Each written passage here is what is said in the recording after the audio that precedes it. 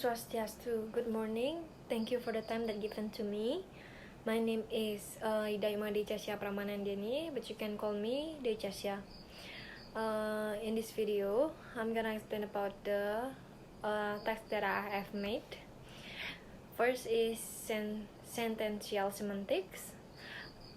Sentential semantics, something that obvious when we see it, that by combining different elements from the meaning of every individual element will become part of the whole meaning of a word of sentence. For the example, like you plus r for adjective. When you have to connect the combination you plus r plus adjective, we can make different combination, like you are fired, you are delicious, you are stupid, you're welcome, and you are wrong. And for the term in Hindu, there will, for example, like elo juga, ya belum. All of this will have different meaning because we are changing the word and we are using adjective with different meanings. So something very obvious that the combination of the different elements and the meaning of these elements will combine to create combinate meaning is a sentence. Second is paraphrase. Paraphrase is to the sentence with a synonym as the word. This implies that the summarizing clarifies situation which two or more sentences have one meaning. Without doubt, a sentence can have numerous paraphrase. There are two sorts of paraphrase. First is lexical and structural. In lexical paraphrase, we have two or more sentences having the same elucidation as a result of the observation of a word of expressed by another. Two sentences with exact some meaning, you can paraphrase something, and this essential means that you have two sentences that are said differently but contain the exact message. For the example, Jeff ate pie. The pie was eaten by Jeff. Ilo ngai canang bagana nga aja ilo. Next is ambiguity, when an expression can be given more than the elucidation.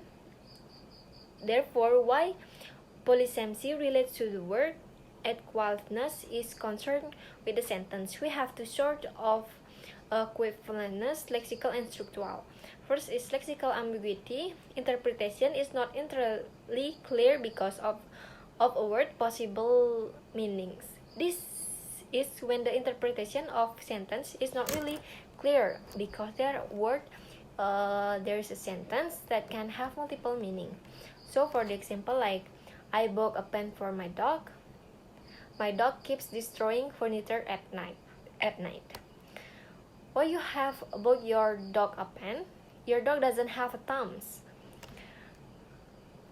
And like the term of Hindu, like meong nagih metalo. Second is structural ambiguity.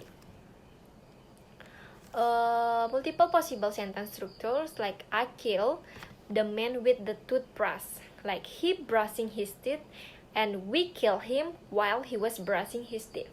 Second is I killed the man with toothbrush. I killed the man with the toothbrush, so the weapon that I was holding was toothbrush, and I used that toothbrush to kill the man. Next is vagueness. A sentence is dubious when it has no clear meaning. This need of meaning may inform of incompatibility of the semantic properties of a few of the words. Now and then, an unclear expression may be grammatically well shaped, however, its meaning may be fantastical. Consider the taking after classical illustration taken from the Chomsky.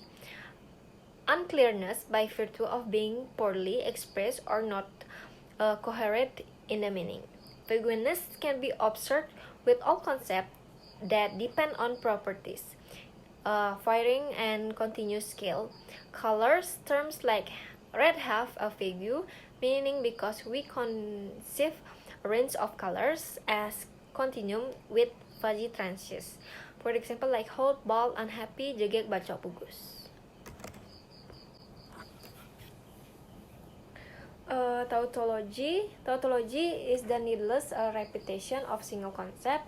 A circumstance of tautology emerges when we have pointless redundancy of components in communicating. There is a accentuation without fundamentally making meaning any clearer. Repetition is closely related with redundancy, which is a presentation of linguistic units which don't influence the status or meaning of the larger development. For example, like the plane leaves at 3 a.m. in the morning. The term "em" in the morning are the same concept. We can correct this sentence by crossing one of them out. Next is presupposition. In presupposition, there is more often than a not chunk of data, which the speaker accepts listener as now knows. Like this presumption based on a few shared foundation information between the speaker and the hearers, and unsuitable within the circle communication may be at a misfortune where sentence consists of two pieces of information, like presupposed piece of information and a few ones. The preposed knowledge, also known as the background information or the downgraded information, and new information or the highlighted knowledge. First is the Mayor of London visited Singapore. The presupposed in London. The new message is he visited Singapore. Next is entailment. Entailment, there's a rule of a match of sentence, and the truth of one infers from the truth of other. When we have two sentences, they are related to each other in a way that if sentence A is correct, then sentence B is automatically correct. So we'll say sentence A entails sentence B. For example, like Jim boiled an egg. Next is Jim cooked an egg. Next is anomaly. Anomaly comes about from the combination of two semantics highlight that are not consistent in the depicting of phoneme. Something that is unusual or unexpected. Words pull in particular selectional limitation. For accusation, trees are vertical, whereas rules, ropes, and checkers are level. For vertical things, we portray them in terms of tall, whereas for all the horizontal ones of the conversation of long. In this way, able to have tall trees, tall buildings, tall people, but long ropes, long snackers, and long rules. For example, like colorless green ideas sleep furiously. Second is dark green leaves rustle furiously. Next is contradiction in semantic. A contradiction is a sentence that is false under all circumstances due to having two opposite senses. Contradictory expression display two distracting suggestions at the same time. In this way, an individual cannot be dead and lively at the same time. For example, like my brother is pregnant. Second is stop and keep moving. Third is don't enter but enter only. Last is analyticity. This conversation around analyticity when we have a sentence within the linguistic shapes and lexical implication of their proposition, which make them essentially genuine. First is crunches are usually attended by Christian.